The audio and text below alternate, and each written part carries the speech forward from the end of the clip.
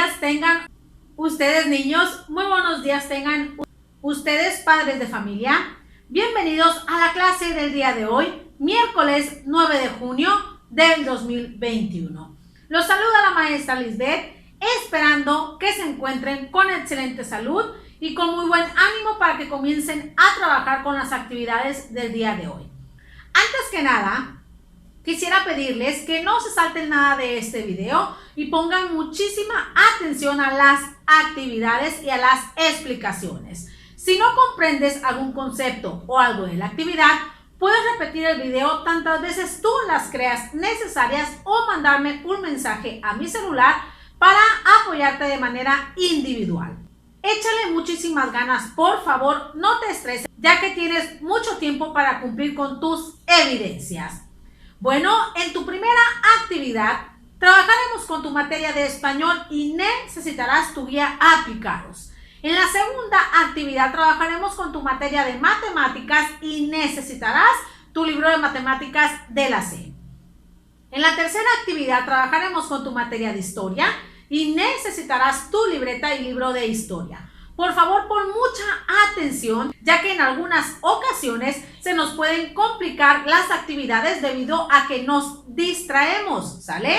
Hay que concentrarnos y poner mucha atención. Vamos a iniciar con la clase del día de hoy. Te deseo mucha suerte.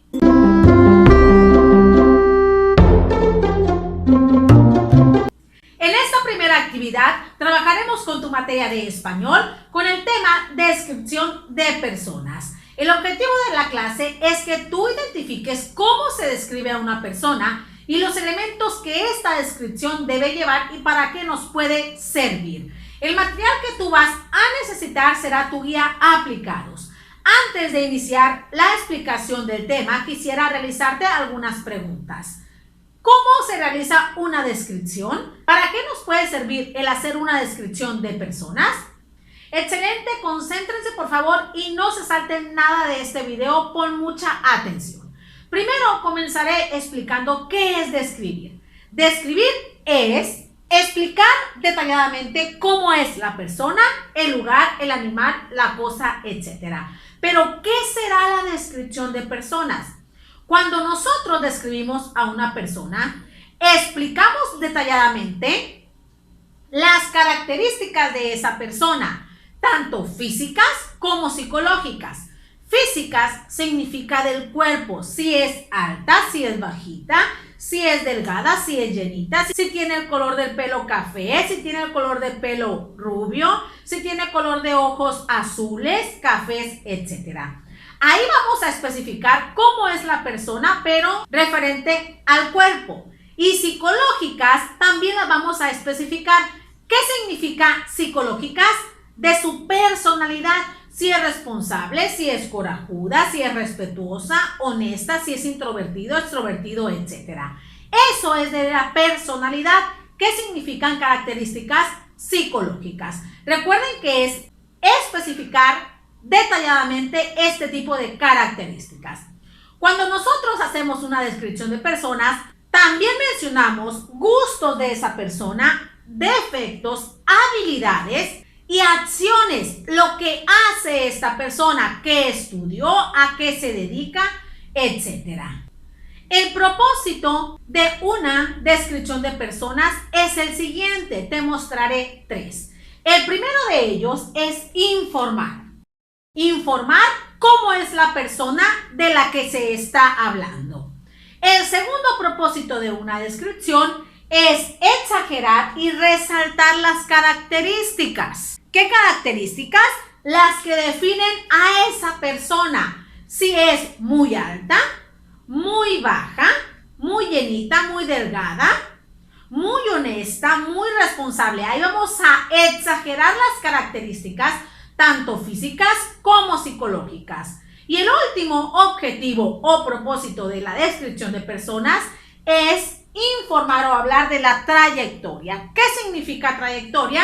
Todo lo que ha realizado en su vida esa persona y cómo ha cambiado. Vamos a especificar gustos, habilidades, defectos y características. Todo lo que la persona ha realizado.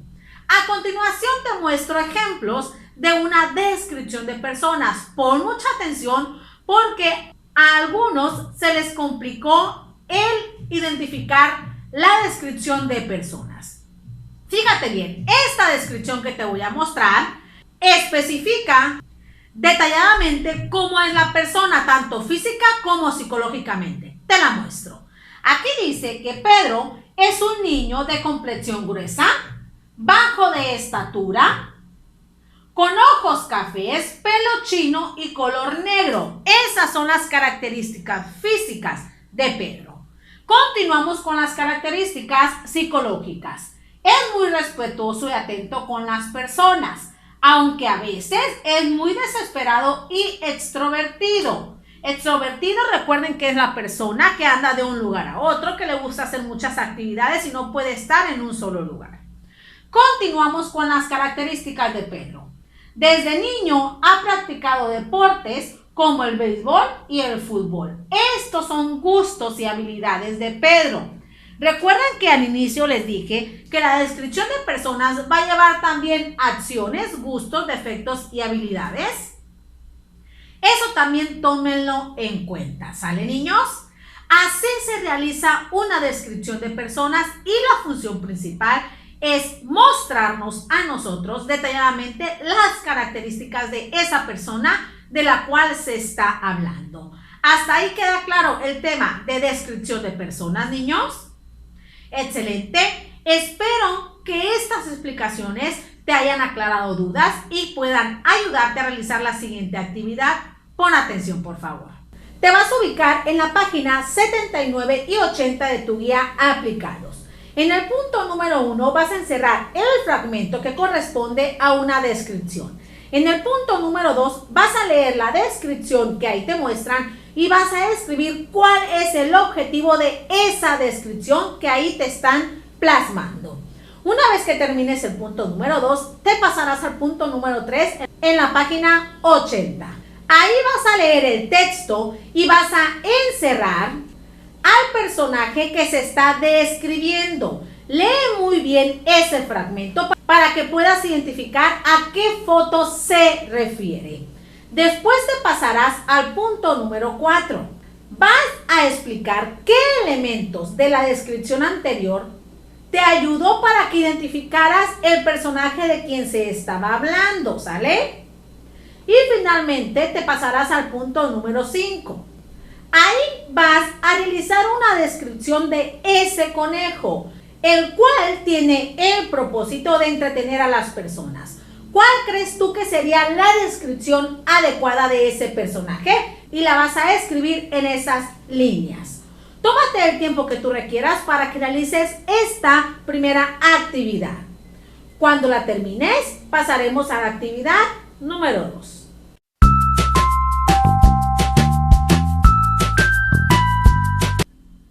Excelente, niños, vamos por su segunda actividad en su materia de matemáticas con el tema área del triángulo y del trapecio, ¿sale? El objetivo de la clase es que tú recuerdes cuáles son las fórmulas tanto del triángulo como del trapecio para calcular su área. Antes de iniciar con la identificación de las fórmulas, quisiera explicarte de nuevo qué es el área. Recordemos que el área es la superficie de una figura, es lo de adentro.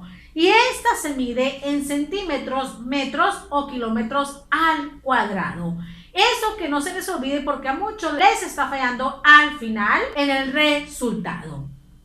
Tanto los triángulos como los trapecios tienen distinta fórmula para calcular su área, pero esta fórmula no cambiará.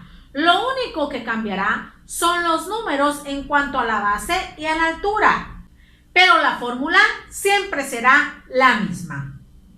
A continuación te muestro cuáles son las fórmulas para calcular el área de estas dos figuras geométricas.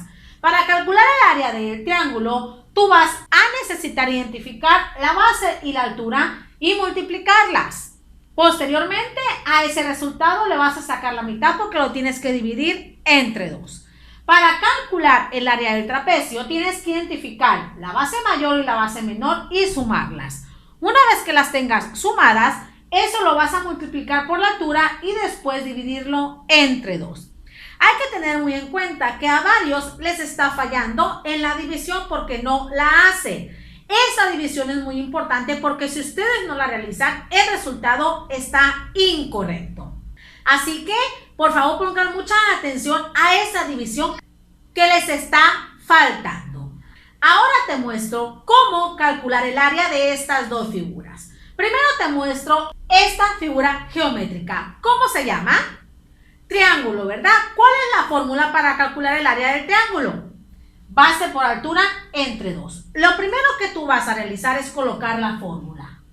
Lo segundo es identificar cuánto mide la base y cuánto mide la altura. La base es la que sostiene la figura y la altura es la que va de la base al vértice opuesto. Una vez que lo tengas identificado, vamos a sustituirla en las letras. La base mide 12 centímetros por altura que mide 10 centímetros entre 2. Cuando tú tengas esta operación, hay que realizarla en otro lado para que no te me confundas. 12 por 10. 0 por 2, 0. 0 por 1, 0. 1 por 2, 2. Y 1 por 1, 1. 120. Entonces quiere decir que aquí tenemos 120 centímetros cuadrados, pero a eso le vamos a sacar la mitad o dividir entre 2. Hay que realizar esa división entre 2, la realizamos acá. 120 entre 2. El 2 cabe en el 1, es más pequeño, no, ¿verdad? Entonces vamos a agarrar dos numeritos. El 2 cabe en el 12, sí, porque es más pequeño. 2 por cuánto nos lleva a 12 o nos acerca. Por 6. Se hace la resta y se baja el 0. El 2 cabe en el 0, es más pequeño. No, ¿verdad? Entonces quiere decir que el resultado del área son 60 centímetros cuadrados. Si se fijan, yo realicé 4 pasos. A mí no se me olvidó dividirlo entre 2, así que pongan mucho hincapié en esa división que les está faltando y se les está olvidando. Así van a calcular ustedes el área del triángulo. Ahora vamos a calcular el área de otra figura geométrica. ¿Cómo se llama? Trapecio, ¿verdad? ¿Cuál es la fórmula para calcular el área del trapecio?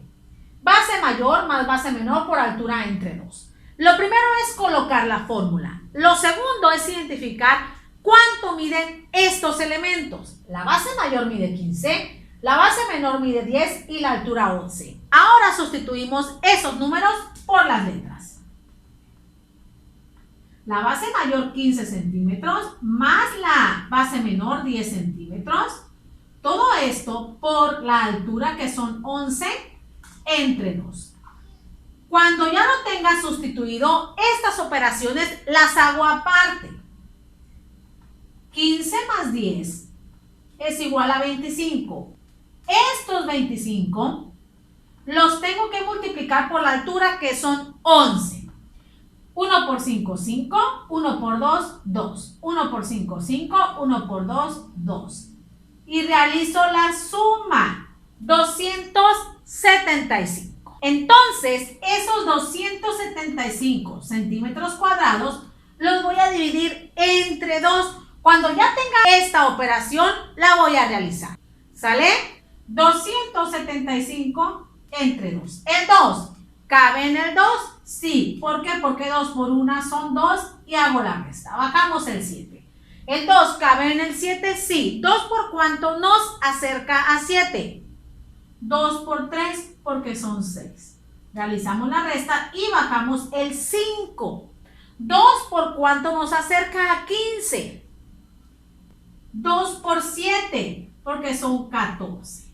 Como esta división ahí no se terminó, colocamos un punto y bajamos el 0. 2 por cuánto nos lleva a 10.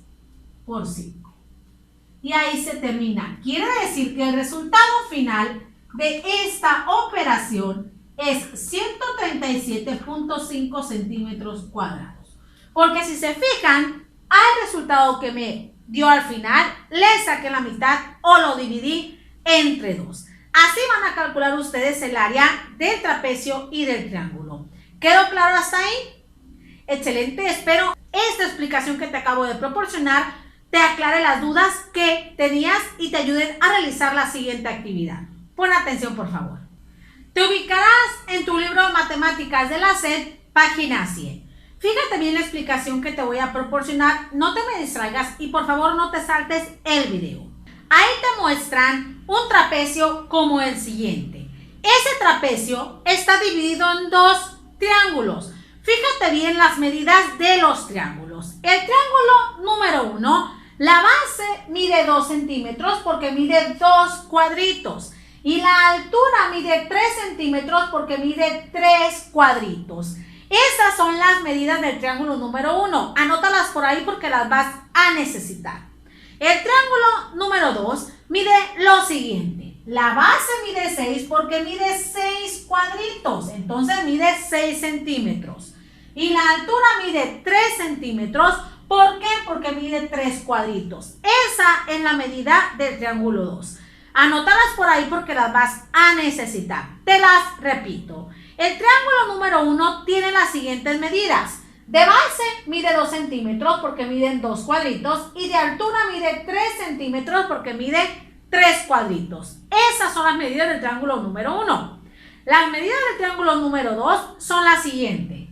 De base 6 centímetros y de altura 3 centímetros. Con esas medidas tú vas a resolver las siguientes preguntas. La número 1 dice, ¿cuál es el área del triángulo número 1? Recuerda que el área de los triángulos se calcula multiplicando base por altura entre 2.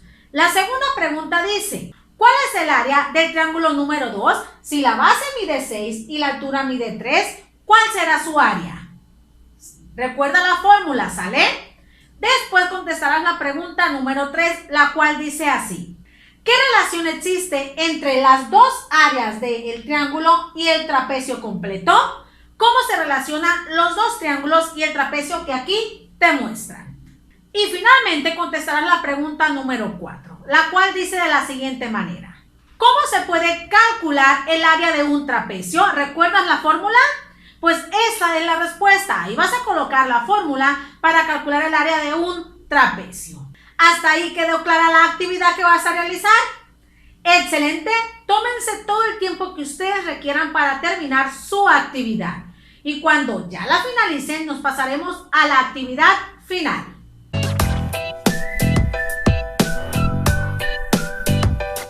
Muy bien, niños, vamos por tu actividad final en tu materia de historia. Para esto, tú necesitarás tu libreta de historia, así como también tu libro por si gustas apoyarte para la realización de tu actividad. En esta ocasión trabajaremos el tema llamado obreros, campesinos y clase media o sociedad civil, que es lo mismo. Antes de iniciar, quisiera realizarte algunas preguntas. ¿Cómo crees tú que vivían los obreros, campesinos y clase media después de la Revolución Mexicana? ¿Se respetaban sus derechos? ¿Se cumplieron con las demandas que estos pedían? Excelente, vamos a iniciar con la explicación. Por favor, concéntrate, no te saltes nada de este video para que puedas realizar tu actividad con estas explicaciones. Después de la Revolución Mexicana, las personas trabajadoras que participaron en ella tenían la esperanza de fundar un gobierno democrático en el cual se respetaran sus derechos, así como también se mejoraran las condiciones de empleo, se mejorara la calidad de vida, se mejorara el salario, el reparto de tierras y se respetaran todos los derechos que marcara la Constitución. Pero, oh sorpresa, que se llevaron tanto campesinos, obreros y la sociedad civil que participaron en la revolución, ya que el gobierno seguía perjudicándolos debido a las leyes que éste proponía. Ante estas leyes perjudiciales para estas personas, tanto obreros, campesinos y clase media se organizaron para manifestarse y para establecer demandas al gobierno para que se respetaran los derechos y los acuerdos marcados después de la Revolución Mexicana. Pero específicamente, ¿por qué se molestaron tanto campesinos, obreros y sociedad civil o clase media? Pon atención porque yo te lo voy a decir. Primero comenzaremos explicando cuál fue la molestia de los campesinos. Los campesinos se molestaron porque en 1940 se descuidó al campo. Esto debido a que se invirtió más en la industrialización. Esto causó que el reparto de tierras disminuyera, así como también que los ejidatarios se quedaran sin el apoyo del gobierno. ¿Para qué? Para cosechar y para sembrar. Por eso era la molestia de los campesinos, porque se habían quedado sin ese apoyo del gobierno. Ante esto, ¿qué exigían los campesinos? Los campesinos exigían el reparto de tierras justo e igualitario, ya que no consideraban adecuado el reparto que se había hecho de estas tierras. También exigían que se diera créditos para aumentar las cosechas de estos ejidatarios. Ante estas demandas, el gobierno no se doblegó y lo que hizo fue reprimir y encarcelar a los líderes campesinos que participaron en estas manifestaciones, demandas y en estas marchas. Esto fue lo que les sucedió a los campesinos y las molestias que ellos tenían debido a que no se había cumplido con lo prometido. ¿Sale, niños?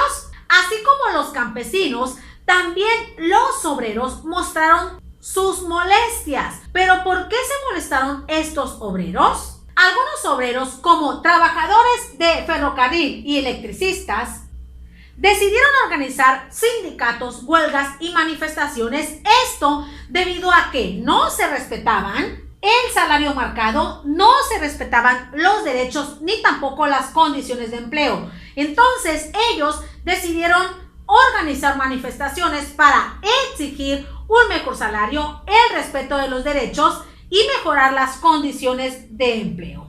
También exigieron la liberación de sus líderes, ya que el gobierno los reprimió y encarceló con violencia debido a las huelgas y protestas que estos manifestaron en 1960. Esa era la molestia de los obreros, que al igual que los campesinos luchaban por los derechos que se habían marcado en la Constitución Política Mexicana y no se estaban respetando. Al igual que los obreros y los campesinos, también los de la clase media o sociedad civil exigieron algunos derechos. ¿Pero por qué se molestaron estas personas? Bueno, estos profesionistas, tales como médicos y maestros, entre otros profesionistas, acusaban al gobierno de ser autoritario. Esa era la primera queja de la clase media. Recuerden que autoritario significa que no respetan las opiniones de los ciudadanos, tampoco existe la democracia y solamente se realiza lo que dice el presidente de la República. Por eso estos profesionistas acusaban a nuestro gobierno de ser autoritario, porque no se respetaban ni las decisiones ni los puntos de vista de los ciudadanos. Debido a esta acusación, la situación se agravó en 1960 y el gobierno comenzó a reprimir a todas las personas que estaban en contra de sus leyes. Recuerden que reprimir es cuando se evita que un sentimiento, un estado de ánimo o una opinión sea mostrada. Por eso, el gobierno comenzó a reprimir a todos estos líderes con la intención de que no se supiera el punto de vista, la opinión de estas personas. Ante estos hechos de represión por parte del gobierno, la sociedad civil o la clase media comenzaron a exigir lo siguiente. Se comenzó a exigir la libertad de opinión, la libertad de manifestación, elecciones democráticas y justas y el término o acabar con la represión del gobierno. Como ustedes se fijan, estos tres grupos de personas, tanto campesinos, obreros y clase media, luchaban porque se respetaran los derechos acordados después de la Revolución Mexicana, los cuales el gobierno no había respetado. Ante todas estas demandas, manifestaciones y huelgas, el gobierno intentó calmar a estos tres grupos sociales inconformes mediante la creación de mecanismos de apoyo, tales como el Infonavit, que se creó para beneficiar a los obreros, reformas electorales y apertura a la democracia, lo cual benefició a la clase media y sociedad civil, así como también el reparto de tierras justo y la aportación de créditos a ejidatarios para que estos cosecharan. Con estos mecanismos de apoyo, el gobierno calmó a estos tres grupos sociales. Pero como se dan cuenta, niños, estos tres grupos sociales lucharon por los derechos que se les habían prometido y que el gobierno no había cumplido, ¿sale? ¿Queda claro hasta ahí lo que exigían tanto obreros, campesinos y los de la clase media o sociedad civil? Excelente, niños, espero y esta explicación te sirva para que aclares todas tus dudas y puedas contestar la siguiente actividad. Pon mucha atención, por favor. Para iniciar esta última actividad, te ubicarás en tu libreta de historia, colocarás la fecha, título, instrucciones, tu nombre y posteriormente comenzarás con la realización de la actividad. Vas a escribir en cada una de las líneas a qué grupo social pertenecen las demandas. Puedes apoyarte con los nombres del recuadro y cada uno se repite 2 veces. También puedes apoyarte en el video anterior o también puedes apoyarte en tu libro página 134, 135 y 136. Tómate el tiempo que tú requieras para que termines esta última actividad. Excelente, mis niños, han llegado al final de su clase. Muchas gracias por haber llegado hasta aquí. Recuerda que las evidencias deben tener título, instrucciones, tu nombre y la fecha. Eso es muy importante. Las estaré esperando en el transcurso del día. Te mando un fuerte abrazo y un beso de parte de tu maestra. Deseo que tengas un día excelente y nos vemos en la clase de mañana. Cuídate mucho. Bye.